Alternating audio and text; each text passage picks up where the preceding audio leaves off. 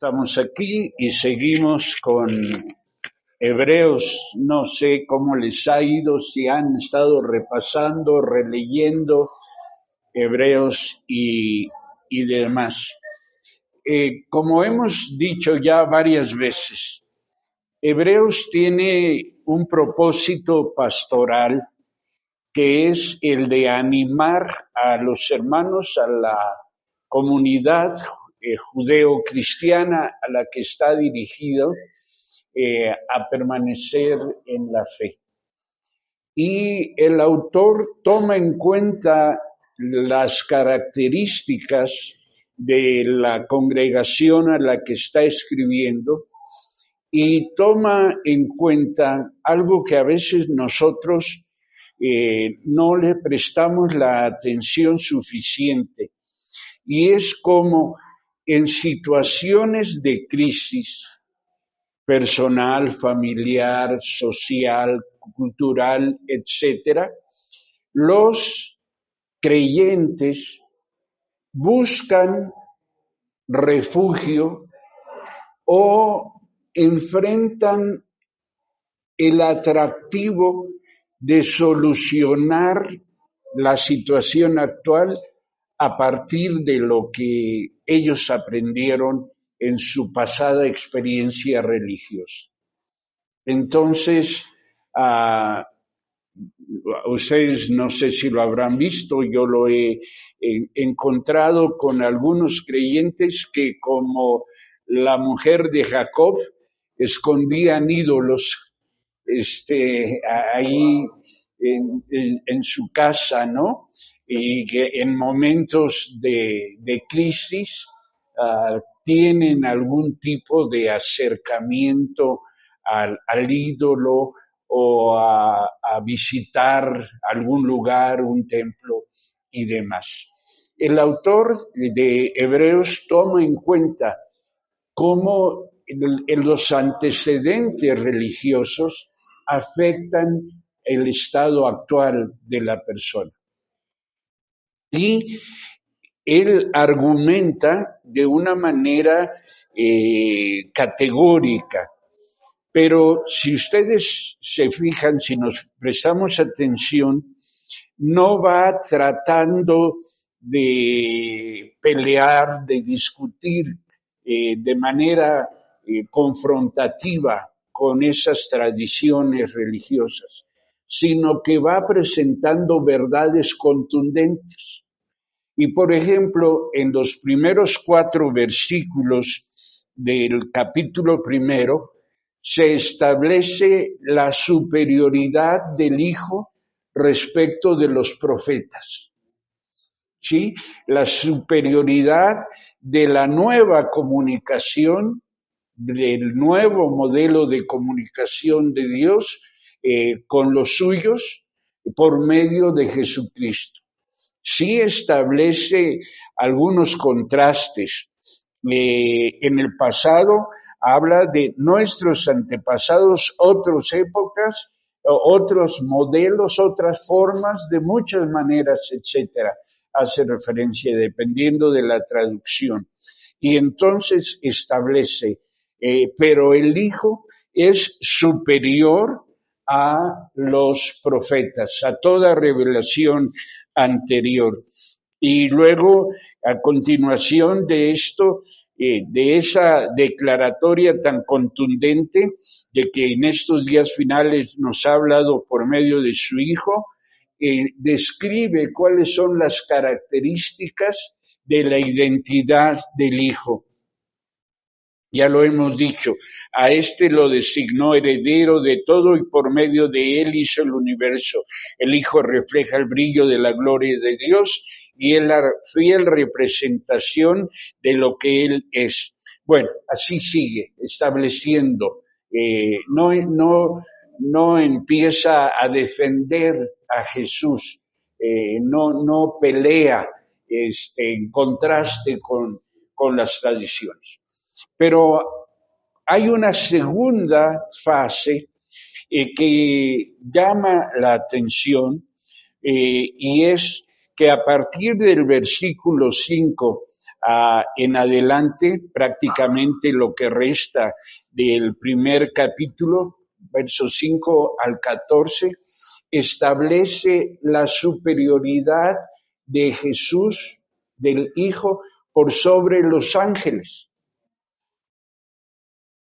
Y yo no sé si ustedes se han preguntado por qué se ocupa el autor de Hebreos de los ángeles. Hubo un tiempo en donde se idolatraba a los ángeles, ¿no? O ahora se les rendía culto a los ángeles. Bueno, no se les idolatraba, sí en alguna manera se les rendía culto, se les veneraba, pero la presencia o el concepto del quehacer de los ángeles era sumamente relevante, particularmente en los tiempos de la iglesia primitiva. Bienvenido, Josué. Había toda una cultura, y esto es un elemento a tomar. ¿Cuál es el factor que explicaba la cultura, el culto, no la idolatría, pero sí la veneración a los ángeles y en cierta manera el culto? Es que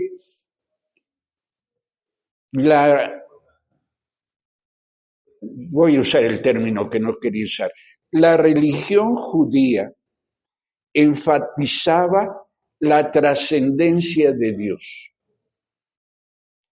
O sea, Dios era inaccesible. No era pensable, no resultaba comprensible que se pudiera tener un contacto directo con Dios, que el hombre tuviera buenas tardes, hermano, que la persona pudiera tener un contacto directo con Dios, porque Dios era trascendente. Bueno, ya lo hemos dicho, a tal grado que no se podía pronunciar el nombre de Dios, ni escribir el nombre de Dios, porque eso enfatizaba la distancia existente entre Dios y la persona. Ahora, pensemos nosotros en la situación de crisis que la comunidad judeo-cristiana está viviendo en Roma. Y en esa circunstancia experimentan algo que en tiempos de dificultad prácticamente todos los cristianos, en mayor o en menor grado, experimentamos. Y es la lejanía de Dios. ¿Sí? Esa convicción de que Dios existe, pero que nosotros no podemos alcanzarlo, que nosotros no podemos llegar hasta Él, o que no nos hace caso. ¿Sí? Mi esposa tuvo cáncer de mama y fue una experiencia muy enriquecedora, muy difícil. Y lo que más me impactaba cuando yo le escuchaba orar y llorar era una pregunta que él le hacía a Dios. Dios, si puedes, ¿por qué no quieres? ¿Sí? Entonces, fíjense ustedes, traten de imaginar cuál estaba siendo la experiencia de esa comunidad judeo-cristiana en Roma. Eran parias de los judíos, porque por haber aceptado a Jesucristo como el Mesías, eran rechazados por los judíos. Eran parias respecto de la cultura dominante de los romanos, porque ellos profesaban Jesús Quirios, mientras que la propuesta romana era César Quirios. ¿sí? No es que tuvieran una fe en un Dios diferente. Ese no era el problema de los romanos con los cristianos, sino que ese Dios estaba por sobre los suyos, sobre todo por sobre el César. Ahora, traten de imaginar esa situación. Al mismo tiempo que están viviendo el desencanto de la dominación romana, lo más seguro es que si están en Roma son exiliados o son esclavos. Y todo porque el Dios de Israel no los defendió de la invasión romana. En esa situación hay un autor que dice que todo lo santo, todas las cuestiones santas, espirituales, requieren de una mediación, o sea, requieren de algo que nos haga creer en él, en lo que estamos, que haga más fácil el creer en lo que estamos creyendo. Yo no sé si alguna vez alguno de los miembros de su iglesia, cuando compró un carro, llegó con una Biblia chiquita y le dijo, pastor, ¿puede bendecirme la Biblia? ¿Para qué? Para ponerla en el carro y que no le pase nada a mi carro. A mí me ha pasado. ¿Sí? ¿Por qué? Porque necesitamos consciente e inconscientemente algo que sea, déjenme decirlo de esta manera, manejable por nosotros, para poder poner en ello nuestra fe, para poder descansar, si no poder descansar en ello nuestra fe. Pueden ser cuestiones tangibles como la Biblia, ¿sí? Llevar la Biblia de aquí para allá, tener la Biblia en la sala de la casa. Hay quienes tienen la Biblia a la orilla de la cama. O tienen pósters con salmos, con alguna cosa ahí. Entonces, pareciera que la comunidad judeo-cristiana en Roma, pasando por esa crisis, se ve en la tentación de rescatar. Bueno, Cristo no parece estar funcionando muy bien, así que lo que los profetas dijeron, o Cristo no parece estar funcionando muy bien, así que los ángeles. Y uno podría pensar, qué tontos. ¿A quién se le ocurre creer en los ángeles? Pues sabían ustedes que la doctrina de los ángeles o las doctrinas de los ángeles tienen un gran impacto. ¿Sí? Mi hijo menor trabajó para una empresa de televisión muy conocida en México y su malestar, una de las razones que lo llevaron a separarse de la empresa fue el hecho de que lo presionaban para que él estuviera en esa onda de los horóscopos y de las cuestiones de ángeles y todo eso, porque eso tiene un impacto de audiencia increíble. Y ustedes han visto ángel de este color para esta cosa, ángel de este otro color para esta cosa. Y uno podría pensar, pero nosotros los cristianos no. Pues resulta que un día llegó un pastor muy enojado a mi oficina y le pregunté, ¿qué le pasa? ¿Por qué viene tan alterado? Dice, y me dijo, muy molesto, es que tengo que hablar muy seriamente con Dios para que me cambie de ángel. Le digo, ¿por qué? ¿Y eso por qué? Dice, me acaban de robar mi reloj en Paseo de la Reforma. Venía manejando yo por Paseo de la Reforma y un tipo, y traía el brazo afuera, en la ventanilla, y un tipo pasó y me lo arrebató. ¿Qué le pasa a ese ángel que me puso el Señor, que se durmió, no estuvo despierto? Bueno, hay cosas que declaramos, que decimos, que creemos, que involucran una participación que no es la participación que la Biblia revela. En idiosincrasia judía, ellos allá vamos. Eso, ¿no? Que cada uno tiene un ángel, el Salmo 90 y no sé cuántos, el ángel de Jehová acampa alrededor de los que le buscan y todo. Bueno, en esa situación de crisis y por esa relevancia en el pensamiento judío sobre el quehacer de los ángeles, es que el autor a los hebreos se ocupa de los ángeles. Los ángeles en el pensamiento judío eran mensajeros y eran hacedores, mensajeros y hacedores, obreros de Dios. Era tan fuerte la idea de que Dios era tan inaccesible que se pensó en los ángeles como el vínculo entre Dios y los seres humanos. De arriba hacia abajo, el mensaje. Los ángeles traían los mensajes de Dios.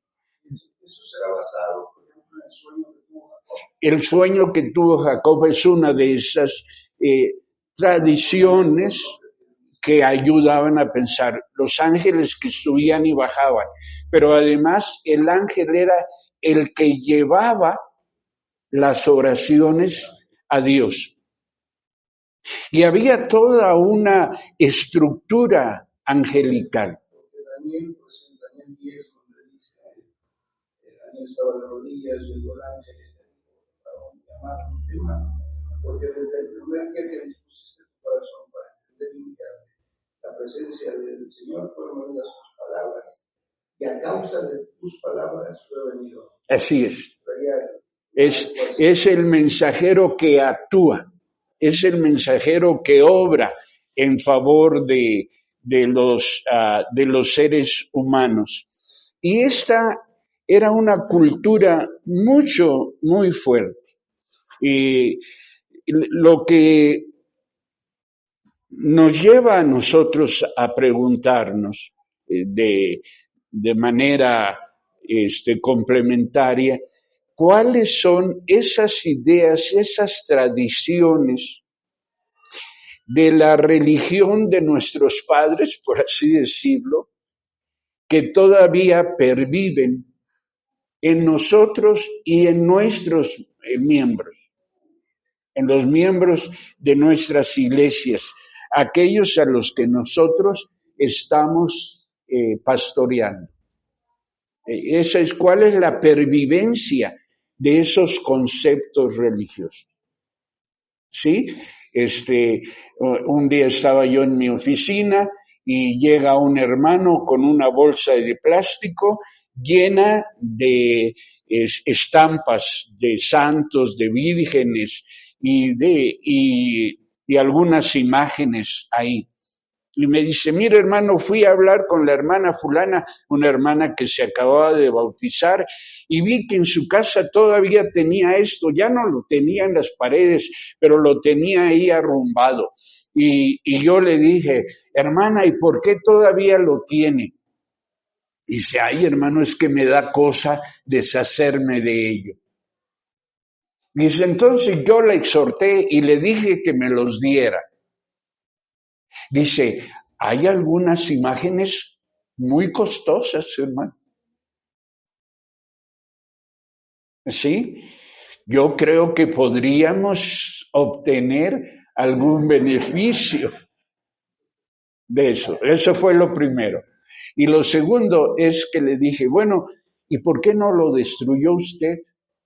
Ah, no, hermano, me da miedo. Usted que es el siervo de Dios, usted destruye.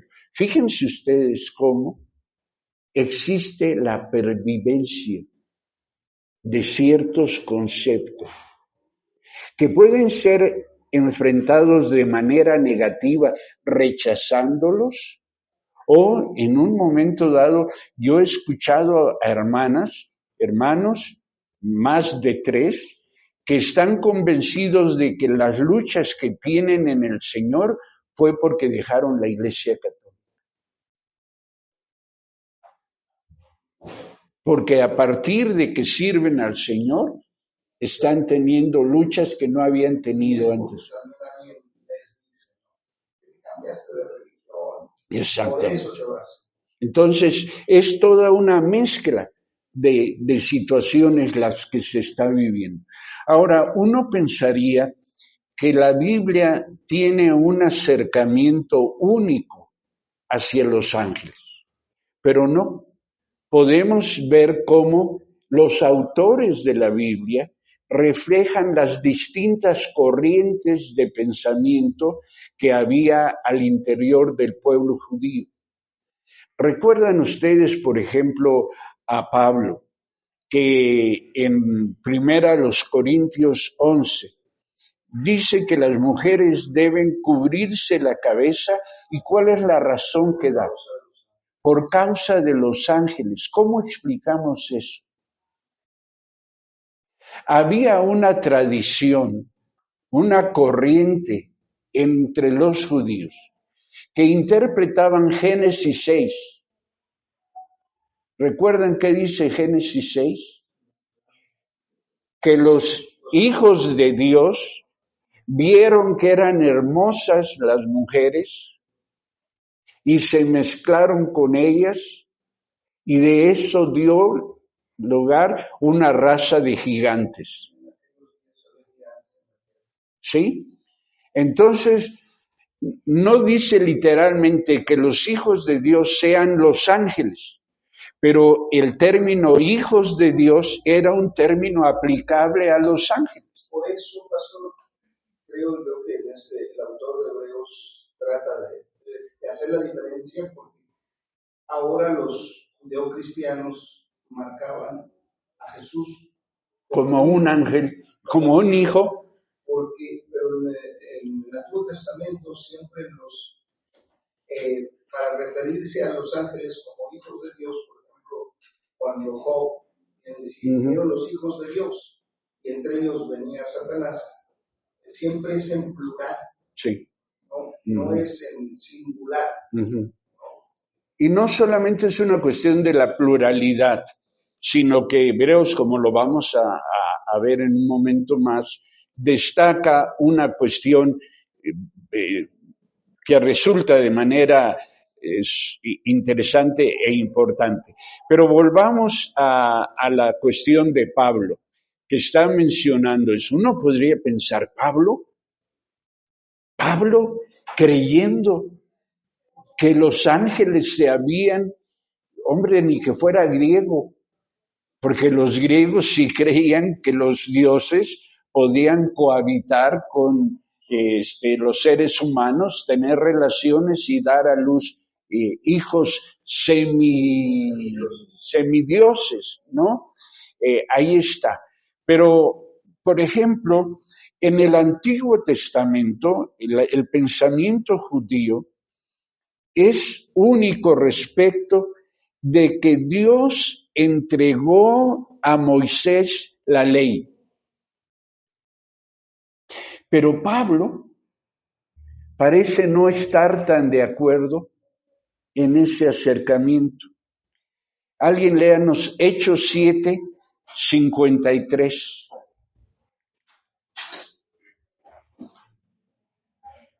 Hechos 7, 53.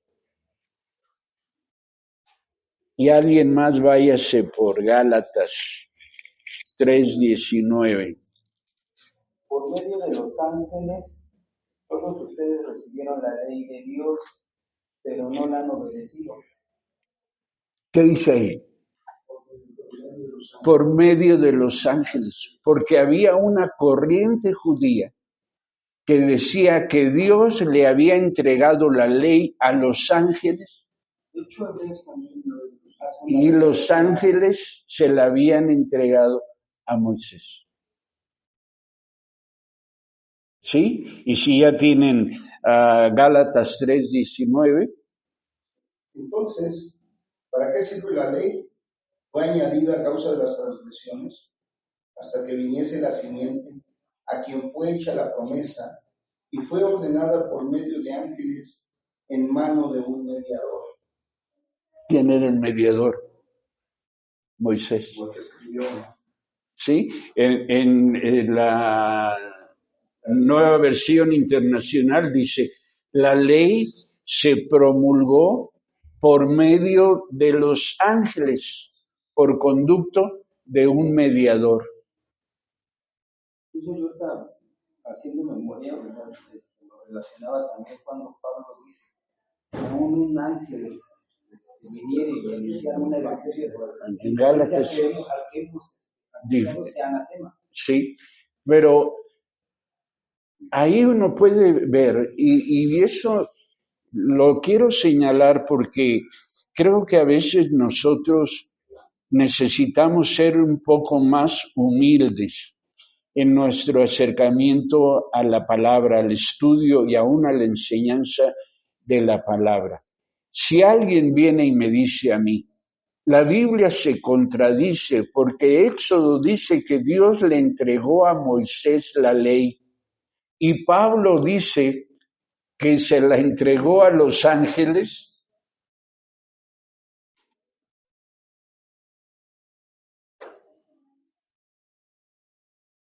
Vemos que Dios siempre ha usado, ¿no? Nosotros como cristianos creemos que los ángeles son, como lo dice Hebreos, ¿no?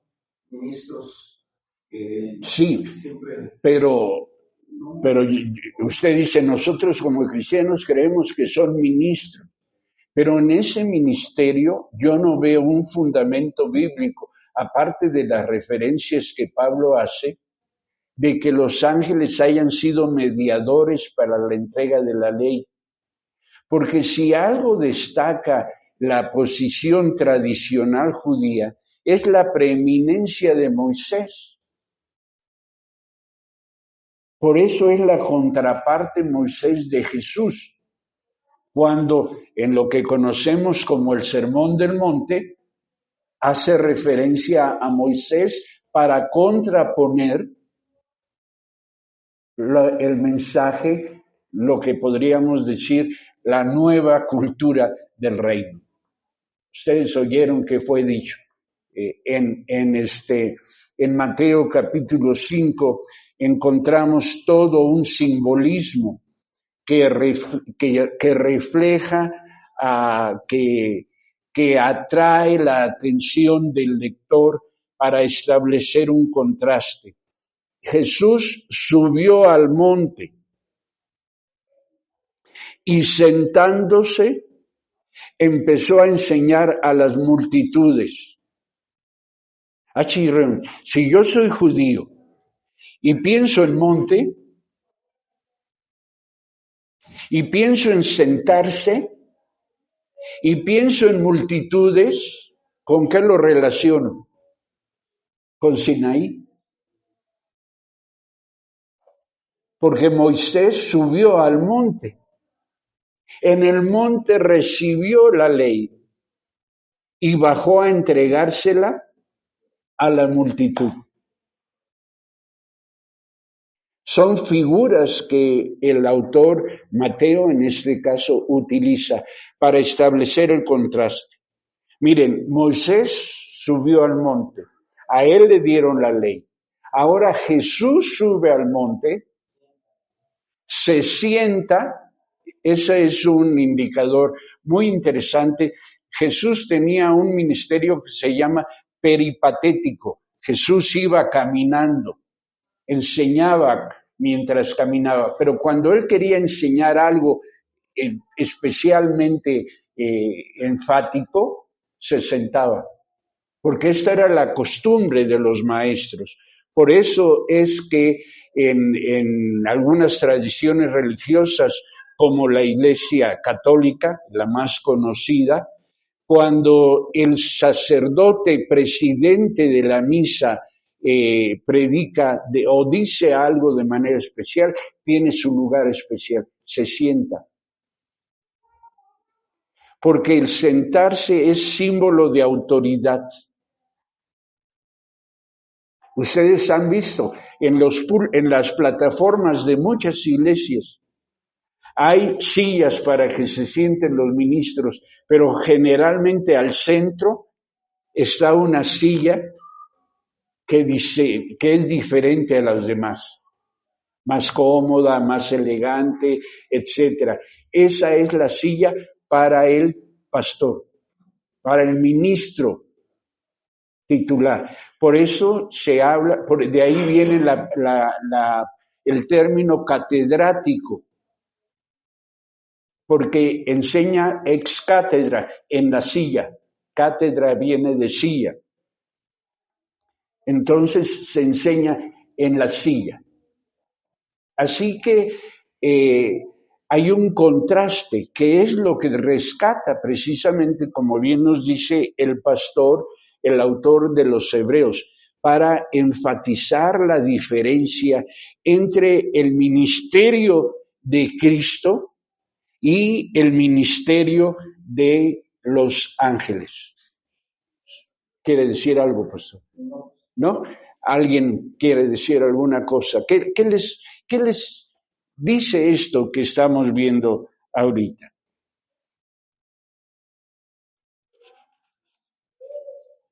¿Les hace pensar alguna cosa? ¿Se inquietan por alguna cuestión? ¿Qué descubrimos? ¿Hacia dónde apunta? ¿Cómo podemos aplicarlo a nuestra experiencia cotidiana como maestros de la palabra? ¿Cuál sería el balance entre la arqueología y la realidad de la arqueología y el misticismo? Es una buena pregunta, ¿sí? Porque hay algunos cuadros místicos orientados hacia el misticismo, donde está la persona orando y los ángeles vienen, pintan ángeles que están ahí ministrándole. Aún en nuestra cultura, como fuimos educados o orientados, ¿no? En nuestra época, quizá todos, la mayoría, nuestros padres nos ponían a rezar, ¿no? El ángel de la guarda. El ángel de la guarda. ¿Y cuántas veces nosotros predicamos? El ángel de Jehová acampa alrededor de los que lo buscan y los defiende. ¿Cómo es que estamos? Eso significa que literalmente aquí están 2, 4, 6, 8, 10, 11 ángeles además de nosotros. Son cuestiones que tenemos que tomar en cuenta. Quizá no tengamos una respuesta categórica para la misma, pero podemos ver cómo en algún momento esto influye en la persona. Ahí yo voy a notar, enlazando, que también el escritor hace referencia de los ángeles, porque también, o sea, cuando vemos que habla, que se enfrenta a Jacob con Dios, ahí dice con el ángel, ¿no? La figura del ángel, cuando habla con Gedeón, el ángel de Jehová. Entonces, esa parte, y por decir, como dice el pastor, de chicos nos enseñan, al menos a mí me enseñaron así del ángel de la guarda. Hubo un tiempo que conocí a una persona que practicaba la angelología y ella me decía que, o sea, dice, tu ángel de la guarda incluso tú puedes practicar con él. Tiene un nombre. Todos tenemos el ángel de la guarda, y o sea, cuando yo llegué a Cristo, o sea, dejé todo eso de la angelología, pero sí de repente como que me costaba trabajo entender esa parte, como decía el pastor César. O sea, ¿cuál sería el equilibrio correcto entre el misticismo y la angelología? Sí, porque incluso se trata que en el metodismo que ellos se dan, primero de parte de la guarda, ya te empiezan a decir de todos los ángeles que hay alrededor, ¿no? O sea, como diciendo, para que no molestes a Dios, y si necesitas algo por decir que tienes problemas económicos, está tal. y que son llamas de colores y así. Sí, Sí, por o sea eso. que algo legal es contar así. Entonces, sí es al menos una de las frases que a mí me ayudó también a apartarme de eso, cuando el pastor con el que estaba me dice, ¿por qué trabajas con el canal si puedes trabajar directamente con Dios? O sea, porque lo hacía como un cuento, o sea, como los santos. Ya está escrito en Timoteo que tenemos un solo Dios. Ajá. Y un solo mediador. Comprendemos esa parte, ¿no? Que los ángeles, como lo dice aquí en el 2:14, ¿no? Pues son ministros, pero son enviados por Dios para un asunto relacionado con nosotros.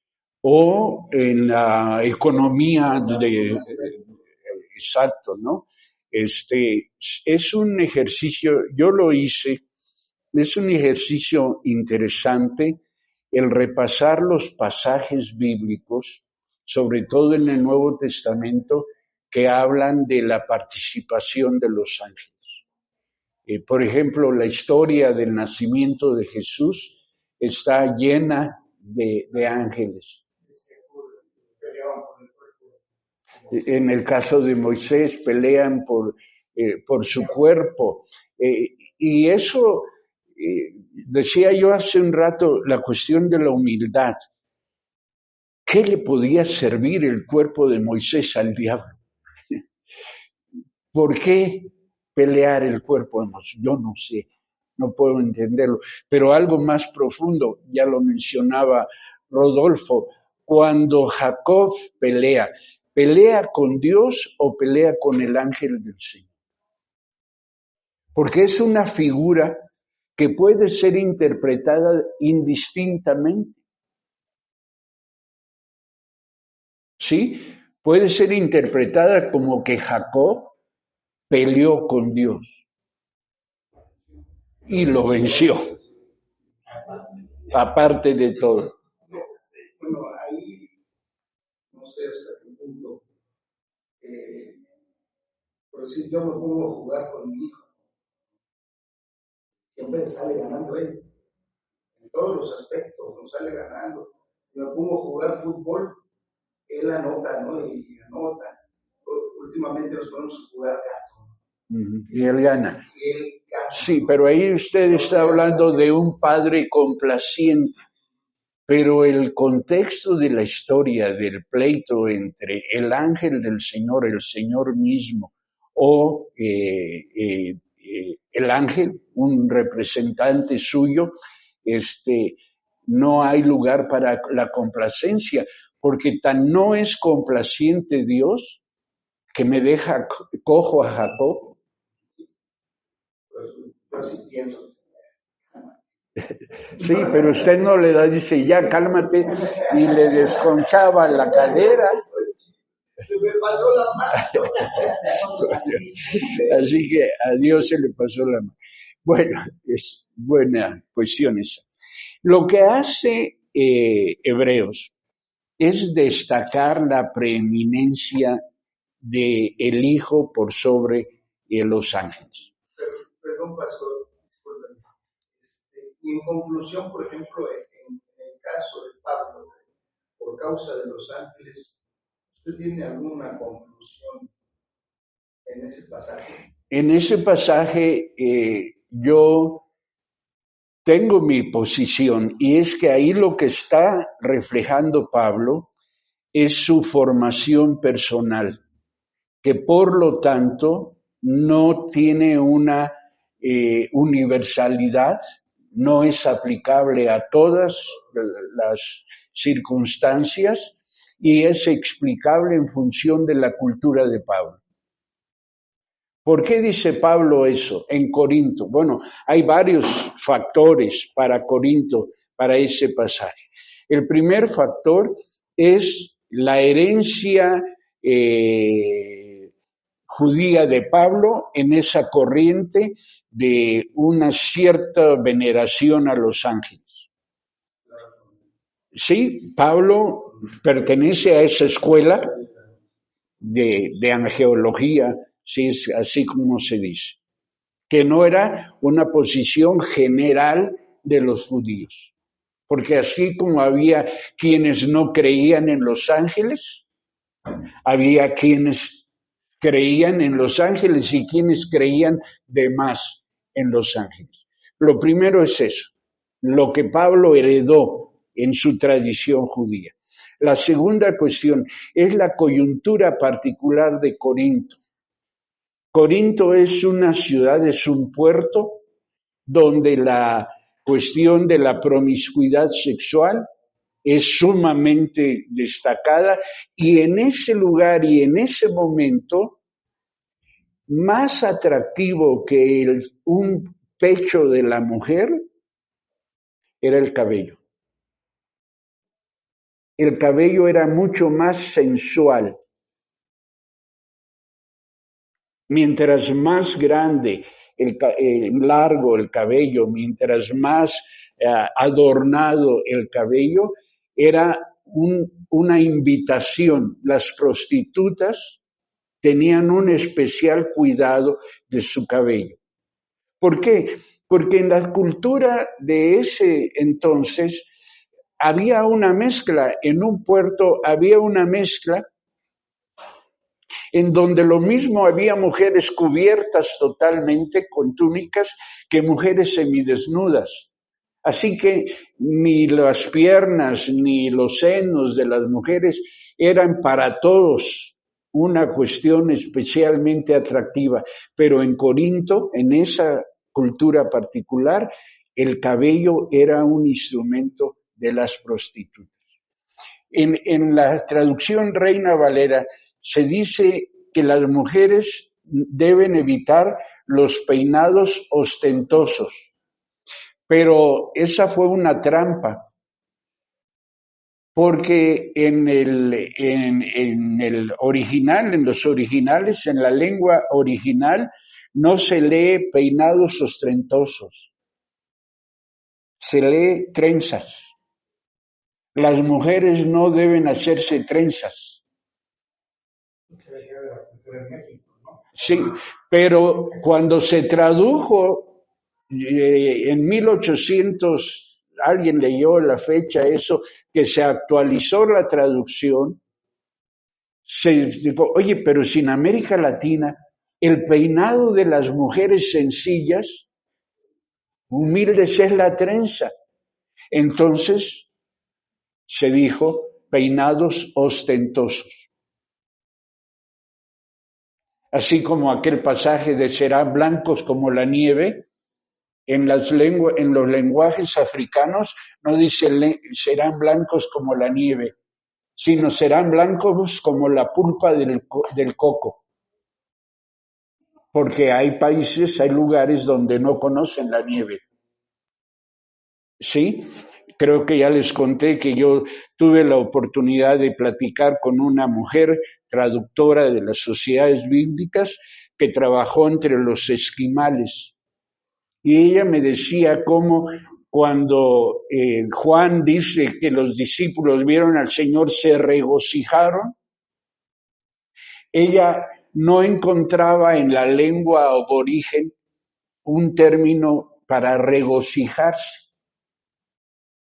Y les preguntaba a ellos cómo, y es que en esa cultura son tan secos, tan poco expresivos, que no hay eso. Pero dice que un día estaba ella trabajando en su cabaña y era la hora en que les daban de comer a los perros de los trineos.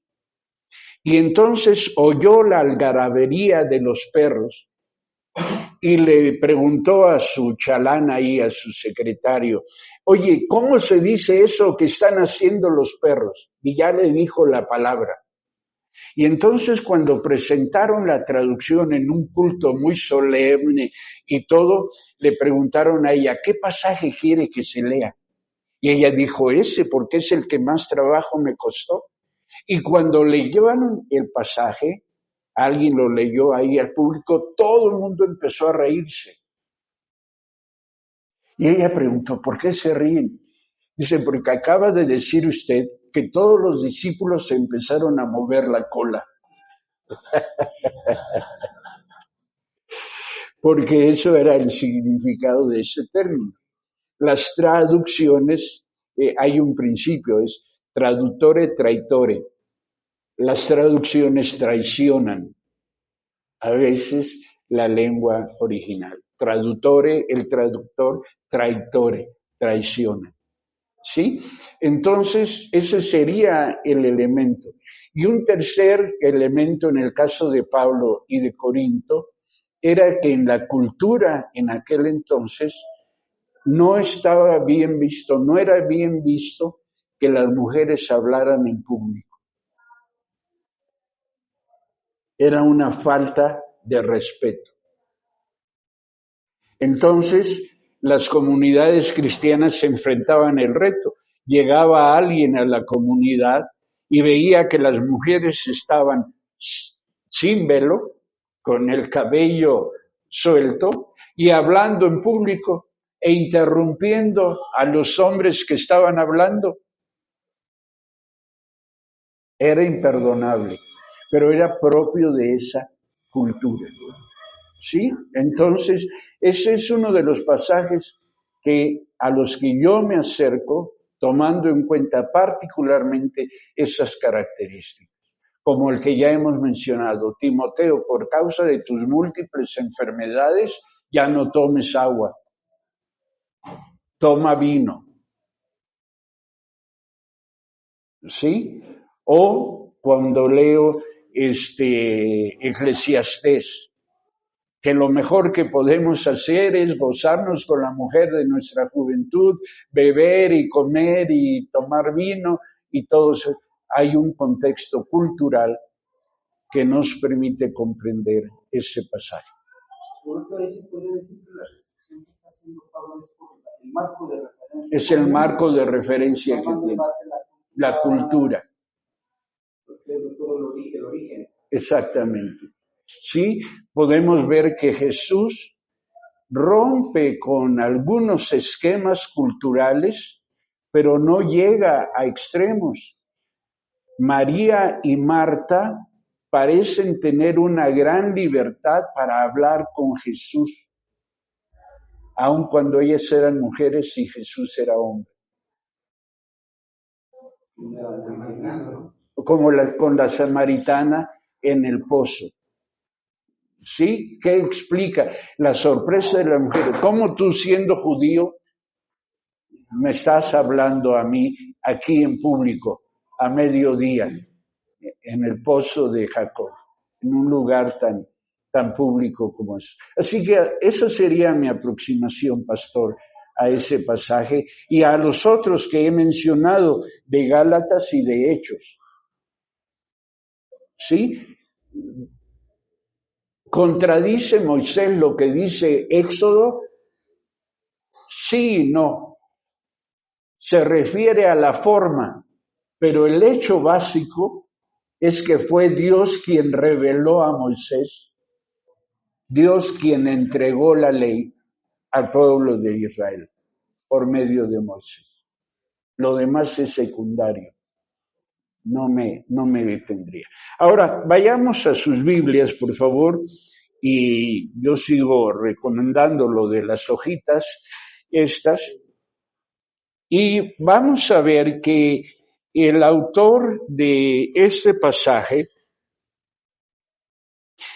destaca la superioridad de el Hijo por sobre los ángeles. Verso 4. Así llegó a ser superior a los ángeles. Y luego fíjense el primer argumento que da. En la misma medida que el nombre que ha heredado supera en excelencia al de ellos. Y ya hemos dicho que en el contexto bíblico la palabra nombre tiene muchos significados, pero uno de los fundamentales es autoridad. Así que podríamos hacer una paráfrasis aquí y leer, así que llegó a ser superior a los ángeles en la misma medida que la autoridad que ha heredado supera en excelencia Y ese término excelencia es lo que está hasta arriba al de ellos, al nombre de los ángeles. Porque aquí el autor no trae pleito contra los ángeles. Reconoce que tienen autoridad, pero establece que la autoridad del Hijo está por sobre los ángeles, la de los ángeles. Sí. Mira, hay algo que no he escuchado todavía, muchas oraciones de muchos hermanos, y mencionan siempre el vallado de ángeles. Sí, son figuras que se toman de distintos pasajes bíblicos. En la Biblia se destaca que los ángeles son el ejército de Dios. Hay distintas categorías de ángeles y hay ángeles que son como la guardia personal de Dios. Tienen un término particular, son los ángeles de la presencia.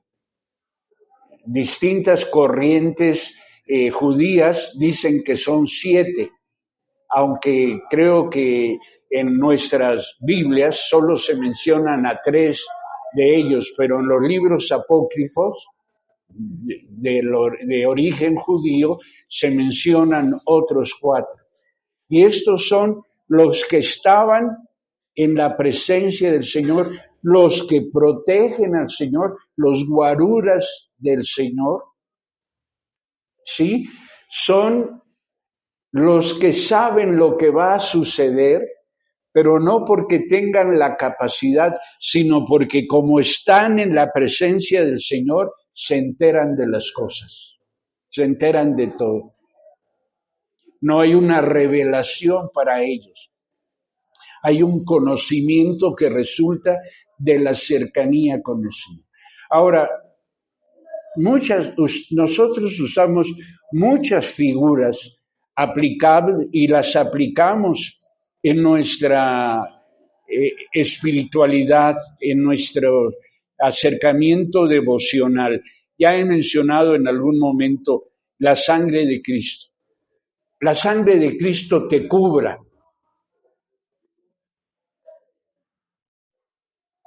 La sangre de Cristo tiene poder.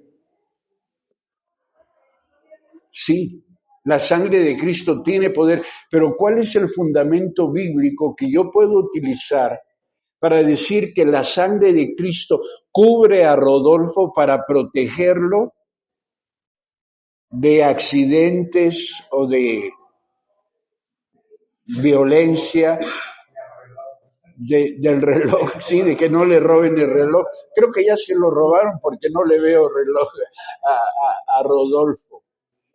Son expresiones que en estricto sentido no tienen fundamento bíblico, pero que expresan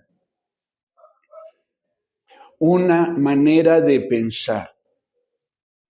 ¿Sí? Se utilizan como símiles, como equivalencias, como analogías a la obra de Dios. Cuando alguien dice, la sangre de Cristo te cubra, o Señor, yo te pido que cubras con tu sangre a mi hijo, no estamos literalmente, Señor, dale un baño de sangre, sino que nos estamos refiriendo al poder de Dios que proteja al hijo.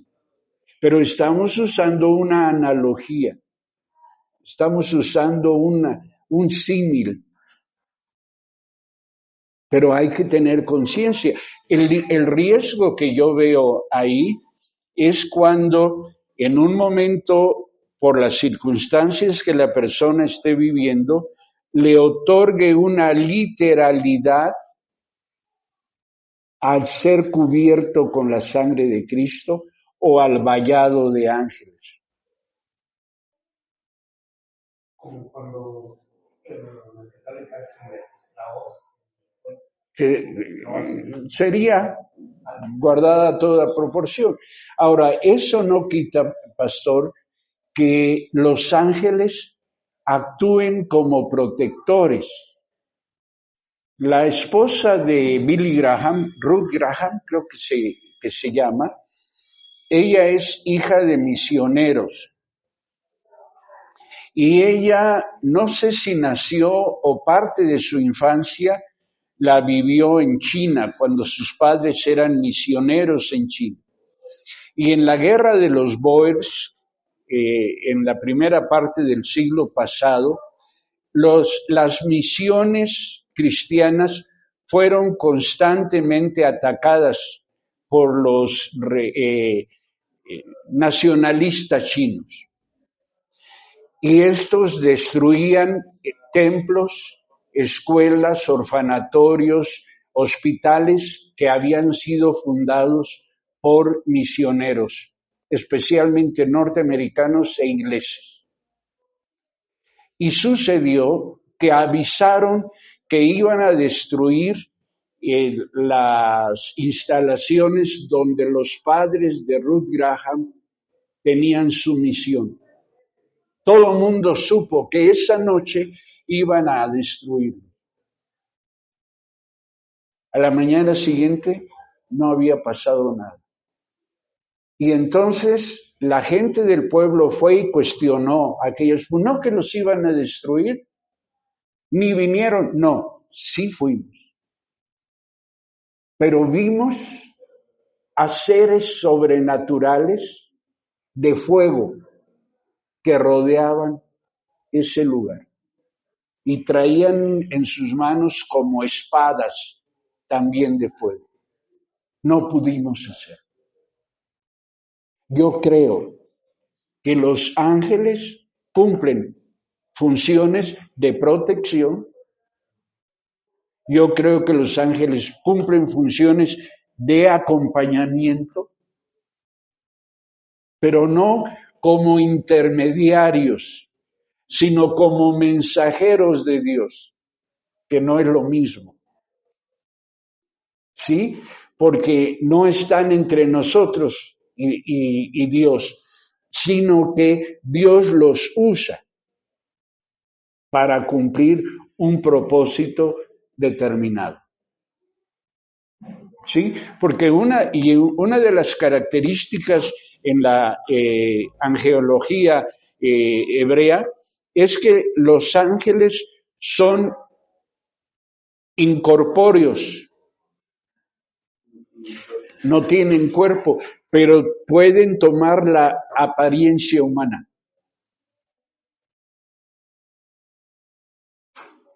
¿Sí? Como cuando Elías oró, que estaba con su siervo, y vio que los ángeles estaban. Suponemos que él vio a ángeles con apariencia humana.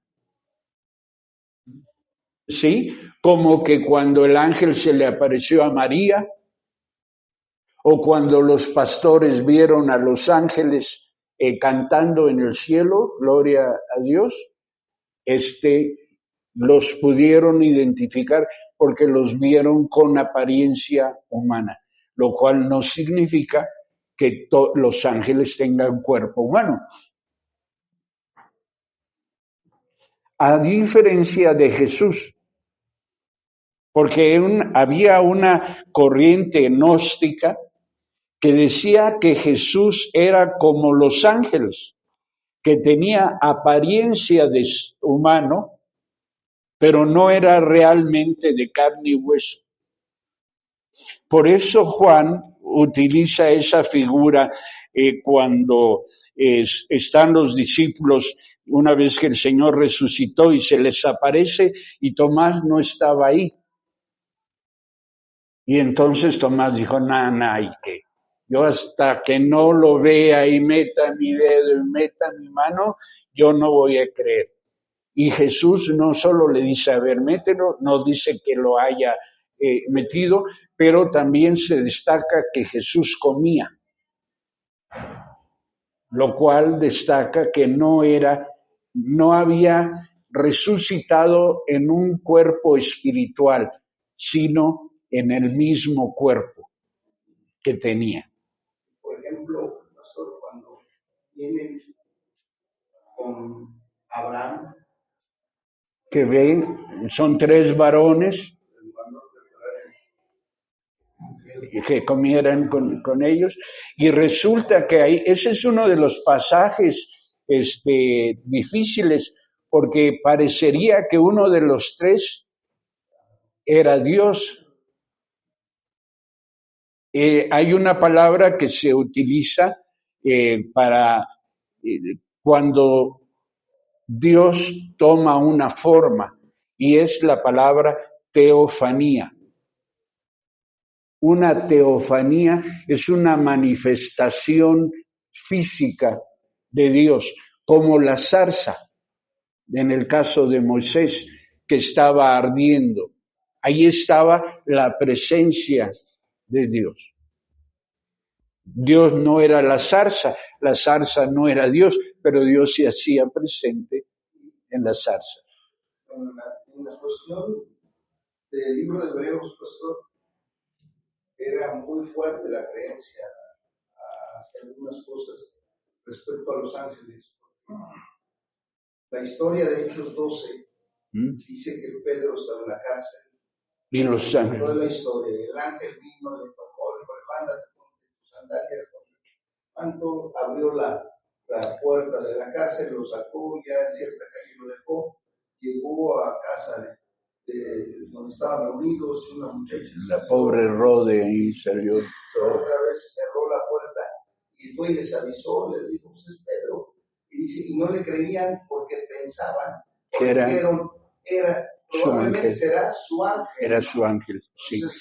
Entonces, qué bueno que lo menciona usted, pastor. Por eso les decía yo que hice el ejercicio de revisar las porciones en el Nuevo Testamento donde se habla de la presencia de ángeles, como en el caso de Pedro, y por eso insisto en que debemos considerar la pervivencia de ideas, de conceptos que hemos traído de nuestras experiencias religiosas anteriores, cómo las llevamos acá, tanto de manera positiva como de manera negativa. A mí me tocó pastorear a una mujer que tuvo una situación muy difícil de depresión.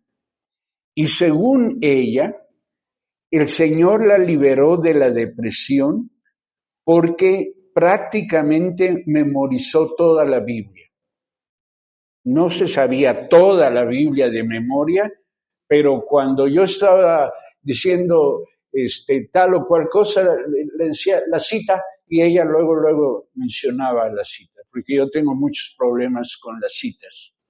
Pero volvió a caer en depresión. Y lejos de mejorar o de superar, cayó en una situación de mucha degradación, porque ella estaba segura de que de la misma manera que Dios la había sanado la vez pasada, la tenía que sanar esta vez. Así que se volvió una obsesión el volver a repasar, el recuperar de memoria la Biblia. A veces en nuestra experiencia lo que nosotros queremos es que aquí pase lo que y cómo y con quién pasó. Yo llevo en mi conciencia la muerte de una viejita, que cuando yo entrego un pastorado, yo dejo de ser pastor de aquellos que pastoreo. Y no me involucro y marco mi raya y todo. Pues entregué el pastorado de la congregación en la que se reunía esta hermana y a los 2 meses me llaman por teléfono. La hermana fulana pide que vaya a orar por ella porque está muy mala. Y cuando usted ora por ella, ella sana. que llame a su pastor, le dije. Y me llamó varias veces, que llame a su pastor. Y no fui y se murió. Así que tengo en la conciencia de que se murió porque no fui a orar por ella, ¿no? Pero esto, bendiciones, Isaac. Esto hasta de anécdota chistosa puede ser, pero lo que quiero destacar es cómo existe el riesgo de que interpretemos nuestro aquí y ahora a la luz de nuestras experiencias anteriores, o que queramos que nuestra experiencia personal sea la experiencia de otra persona.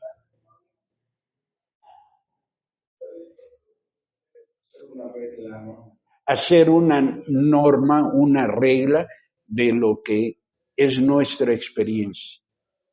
Y la cuestión es que Dios trata a cada quien de manera individual y Dios trata a cada quien de manera diferente. Ahora, si Él quiere repetir, pues ¿quién le alega, no? Pero tiene esto. Bueno, volvamos ahora sí al texto de Hebreos. Decía, Hebreos 1:4 destaca que llegó a ser superior a los ángeles.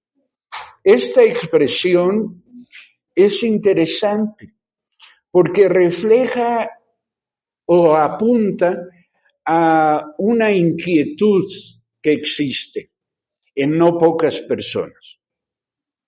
Es en qué momento Jesús se convierte en el Cristo.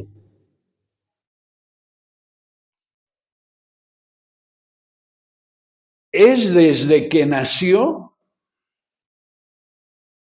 ¿O en qué momento ya adquiere, por así decirlo, toda la autoridad? Cuando lo bautiza Juan en el Jordán y viene la voz y se escucha la voz, o en el monte de la transfiguración. Esa es una cuestión. Y luego Pedro viene y en el sermón del Pentecostés dice una cosa muy interesante. Y a este Jesús, Dios lo hizo Señor y Cristo. Entonces no era.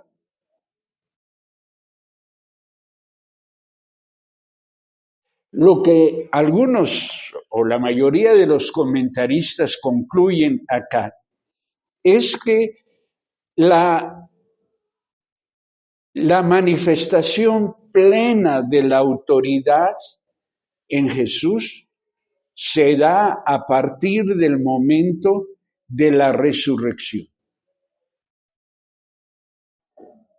La manifestación plena. No es que Él no haya sido Dios, pero su autoridad se establece ya plenamente a partir de la resurrección. Ahora, pero otra vez estamos en un terreno gris. Filipenses 2, ¿no? De la obediente hasta la muerte. Y ahí ya dice, por lo cual el Padre le dio un nombre. Que es sobre todo nombre. Pero eso viene a plantear un problema. ¿Eso es de la existencia eterna del Hijo? ¿O el Hijo fue creado en algún momento? Pero bueno, aquí dice que lo engendró, ¿no? Pero en ese, el término que ahí se interpreta como engendrado, no significa literalmente que como en el caso de Jesús hombre. En el caso de Jesús hombre sí fue engendrado, pero en este pasaje lo que quiere destacar este término es que Jesús es de la misma esencia del Padre. ¿Sí? En ese sentido Jesús sale del Padre, porque es el Padre mismo. ¿Sí? Pero fíjense ustedes cómo nos vamos deteniendo con estas ideas que van brincando, porque dice, llegó a ser superior a los ángeles, en la misma medida que el nombre que ha heredado supera en excelencia al nombre de ellos.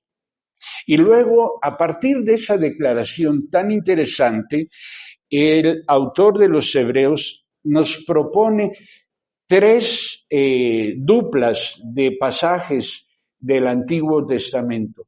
Y otra vez vuelvo a insistir lo que decía casi al inicio. No se pelea, simplemente declara contundentemente. Es por la misma creencia de los hebreos, ¿no?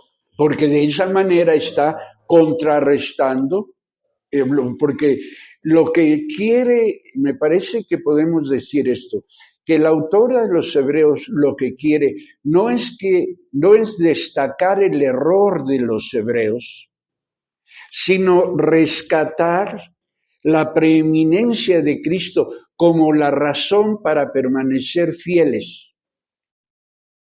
No es lo que Cristo hace, te sana, te consuela y todo, sino quien es Cristo, la razón que tienes para ser fiel, para permanecer fiel.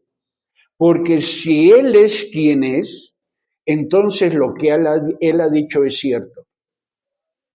Y lo que Él ha dicho no solo tiene cumplimiento en el tiempo presente.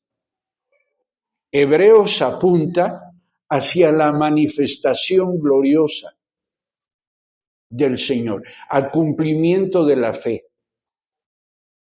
Porque el cumplimiento de la fe para los profetas, y profetas ya dijimos son todos los que obraron por mandato del Señor en el Antiguo Testamento, el cumplimiento de la fe no fue el nacimiento de Cristo, ni la muerte de Cristo, ni la resurrección de Cristo.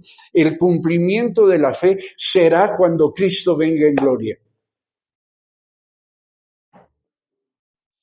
Por eso también más adelante Hebreos también lo menciona. Hebreos apunta hacia aquello, en contradicción con lo que muchas veces hacemos nosotros. Nosotros tenemos un mensaje inmediatista y el riesgo del mensaje inmediatista, o sea, que tiene que ver con lo inmediato, puede ser que se cumpla o no se cumpla. En Casa de Pan, en la congregación, estamos viviendo momentos de mucha tensión porque hemos tenido milagros increíbles. Así, en quien menos esperábamos, el Señor lo ha levantado. Se estaba muriendo Víctor, por ejemplo, un hombre joven, con problemas cardíacos, con problemas renales, con diabetes, en una situación extrema. Ya prácticamente estábamos viendo cómo cooperar para su funeral. Y ahí anda el hombre, recuperándose. Y dice él, cada día más fuerte, pastor. Pero tenemos el caso de una mujer con un cáncer sumamente agresivo, sumamente doloroso, extremadamente doloroso. Y tenemos el caso de un hombre con Parkinson, que por el Parkinson se cayó, se fracturó la cadera y entonces quedó imposibilitado para caminar. Así que piensen ustedes, un Parkinson avanzado, con una persona que no se puede mover, y hace meses, pocos meses, fallecen dos de sus familiares más cercanos y le dan sendos ataques cerebrales. Es un cuadro terrible. Y la tensión es, Señor, como te dice Anadelia, si tú puedes, ¿por qué no quieres? Ese es el riesgo de poner la fe en lo inmediato. Y ya. En que Él puede sanar, sí, pero Él decide sanar o no sanar. En que Él puede librarte del accidente.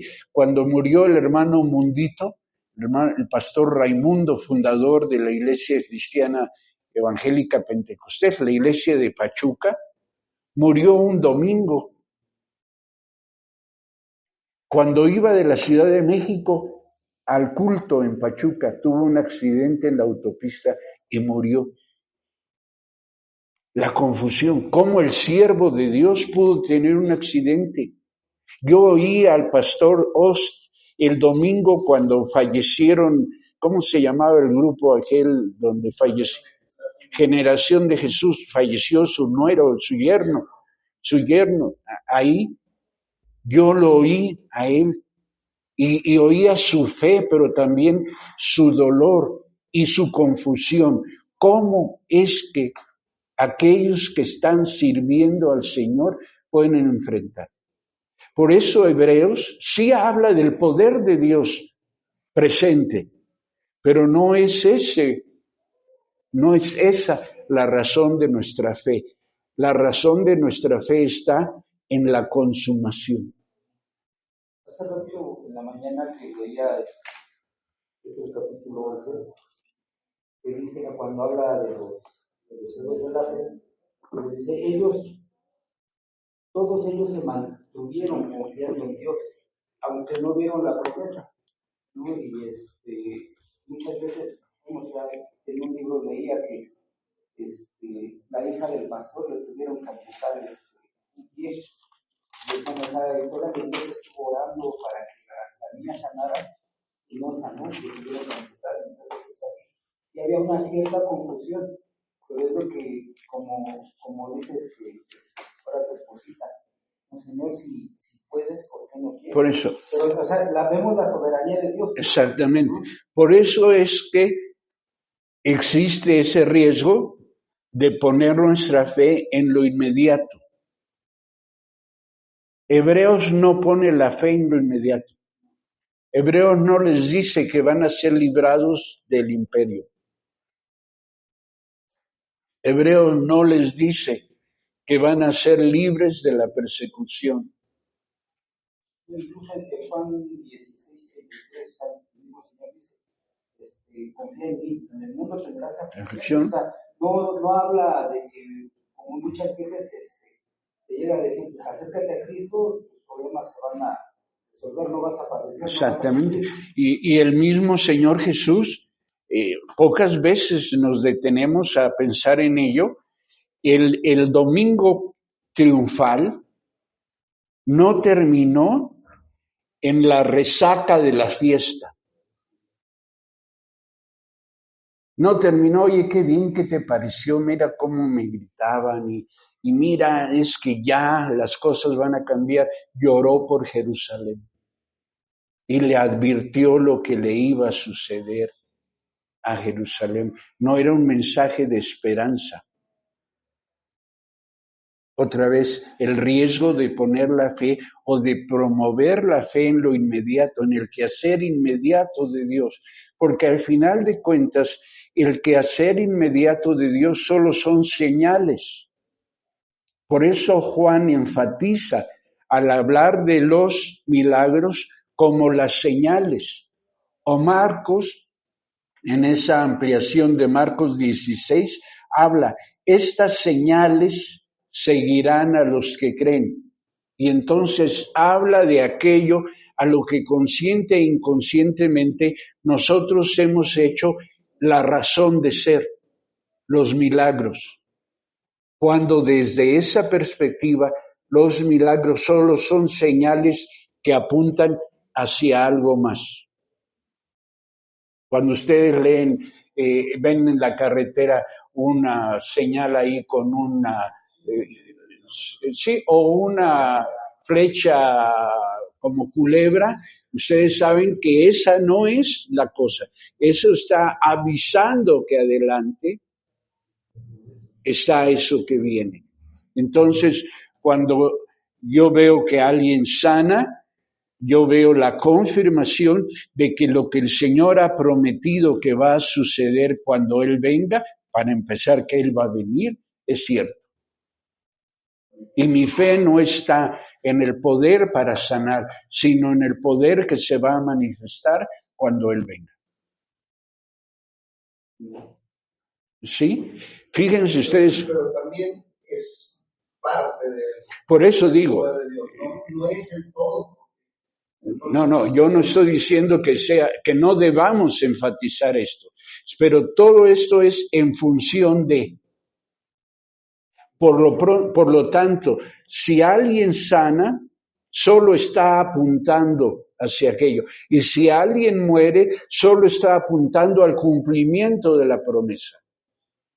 O sea, leemos lo que estamos viviendo a la luz de aquello. Y yo oro para que la gente sane. Y yo oro para que el Señor bendiga a los hermanos. Y creo que el Señor protege. Creo que el Señor hace milagros. Creo que el Señor hace cosas incomprensibles. Pero que solo son señales.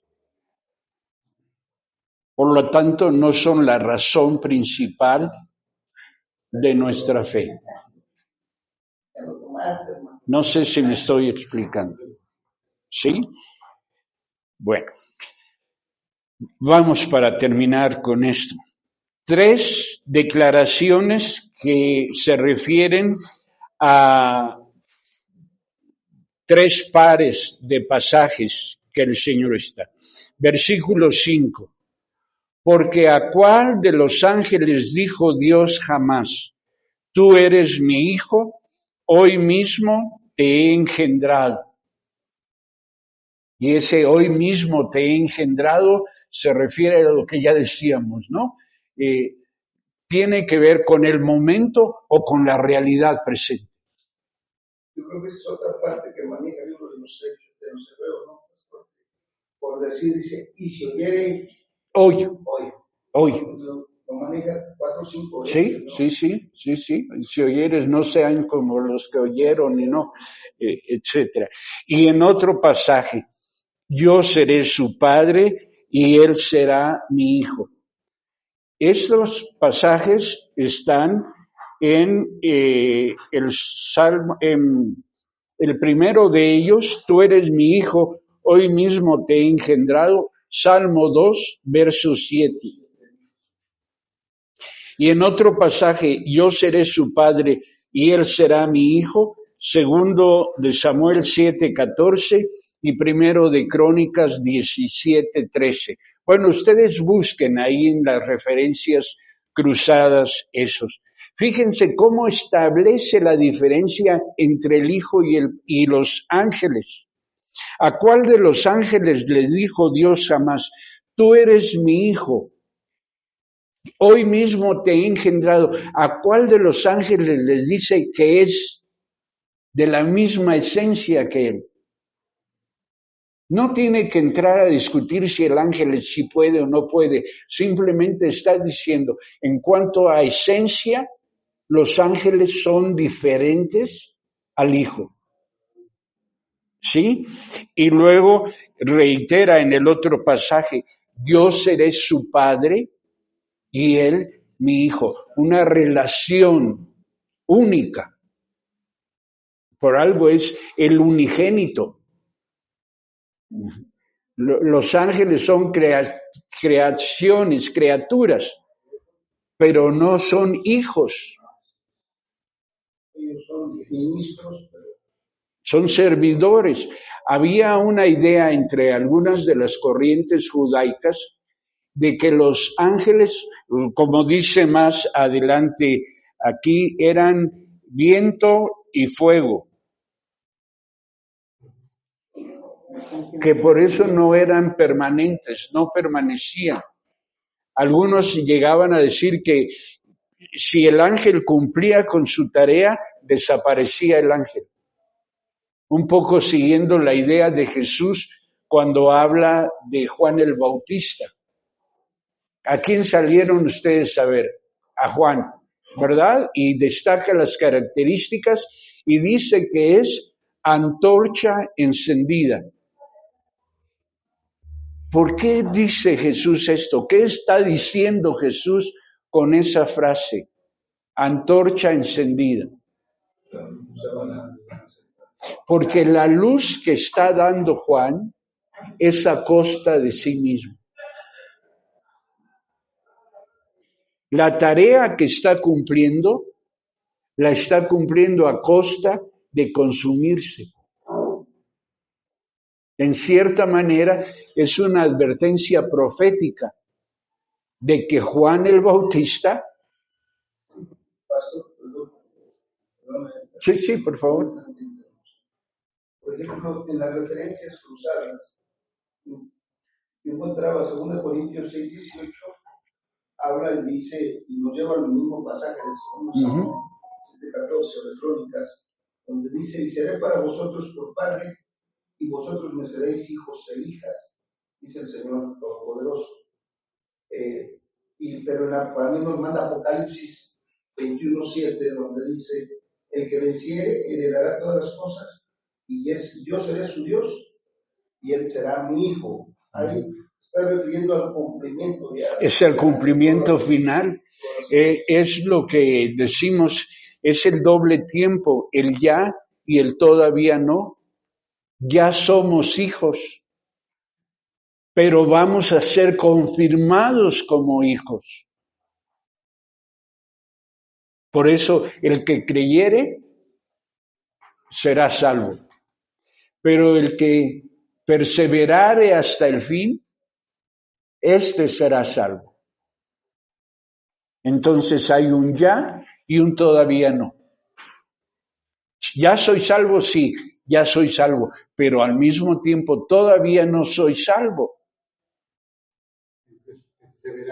Tengo que perseverar hasta el fin. Sé fiel hasta la muerte. Y esto no es sé fiel hasta que te mueras. El sentido de la expresión es sé fiel hasta el extremo de la muerte. Prefiere la muerte.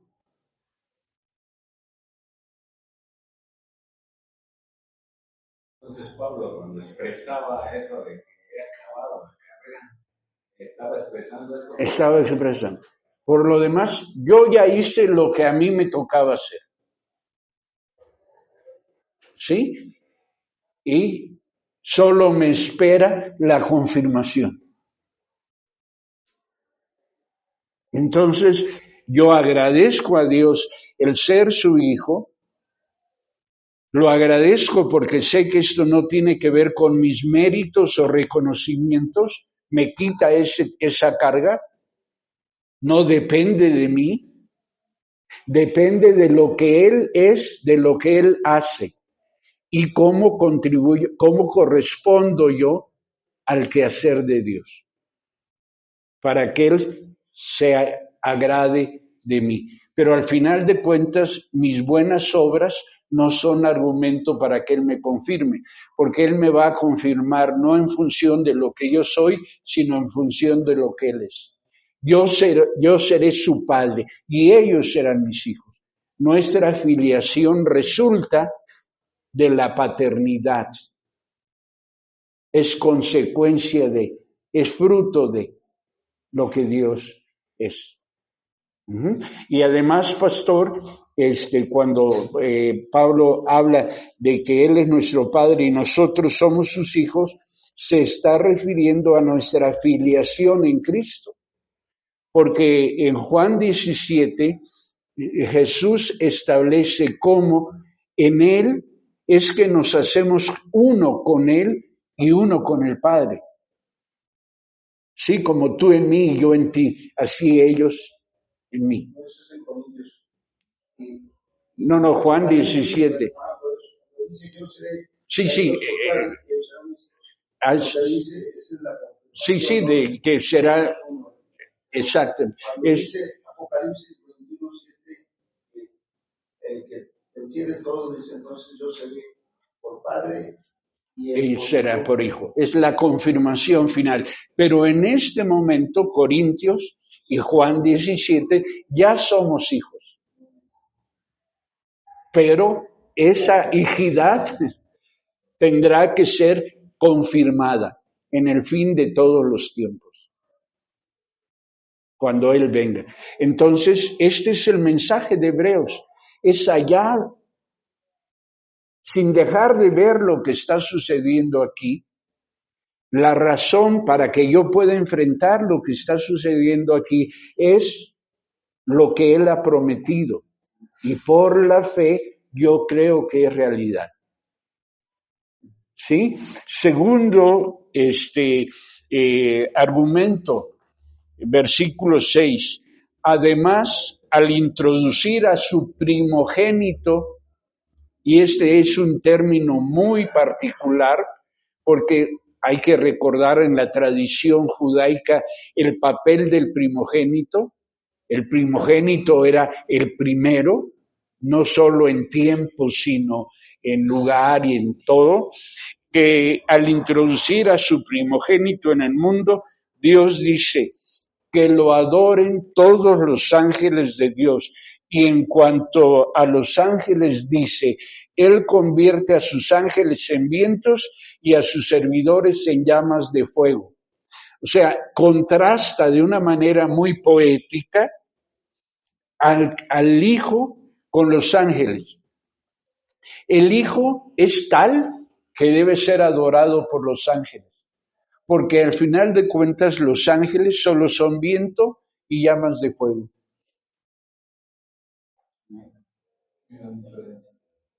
No, casi nada, casi nada.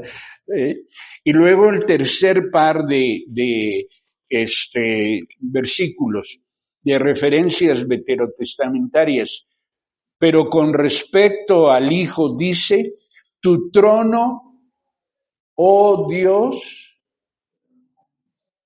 permanece para siempre. No está diciéndole al Padre, tu trono, oh Dios Padre, permanece para siempre. Con respecto al Hijo, dice, tu trono, oh Dios, o sea, reconoce la divinidad plena de Jesús. Jesús es Dios, no una parte de Dios. Jesús es increado, no fue creado, es de la esencia misma de Dios. El centro de tu reino es centro de justicia. Reino, autoridad, justicia, lo que tú haces es lo que está bien. Es lo justo. Y luego versículo 10, también dice, en el principio, oh Señor, tú afirmaste la tierra y los cielos son la obra de tus manos. ¿De quién está hablando? Del Hijo. Pero no hay contradicción con Génesis 1. En el principio creó Dios los cielos y la tierra, porque el mensaje de Hebreos es que el Hijo es el heredero de todo y por medio de él hizo el universo, dice el versículo 2 del mismo capítulo. Pero el versículo 11, el 10 dice, tú afirmaste la tierra y los cielos son la obra de tus manos. Ellos perecerán, pero tú permaneces para siempre. Y luego usa una expresión muy hermosa. Todos ellos se desgastarán como un vestido, los doblarás como un manto y cambiarán como ropa que se muda. Pero tú eres siempre el mismo y tus años no tienen fin. ¿Se fijan de qué manera tan hermosa establece el autor la superioridad de Cristo por sobre los ángeles? No entra a señalar, es que los ángeles se equivocan, o es que los ángeles se duermen, o es que... No. Él simplemente se refiere a Cristo. Es como algunos dicen que hay quienes predican más del diablo que de Dios, porque destacan más la obra del diablo que la obra de Dios. y obviamente la destacan para criticarla, pero no parece ser ese el mejor modelo, ¿no? Para destacar la preeminencia de Dios por sobre el poder del diablo. Te regalo mis notas. Pues muchas gracias. Muchas gracias. Pastor César, como consecuencia de un comentario que hicimos la vez pasada, le comparto esto de Juan Stam sobre el derecho de Israel a ser considerado como restaurado en Tierra Santa o no. Creo que le va a resultar de interés.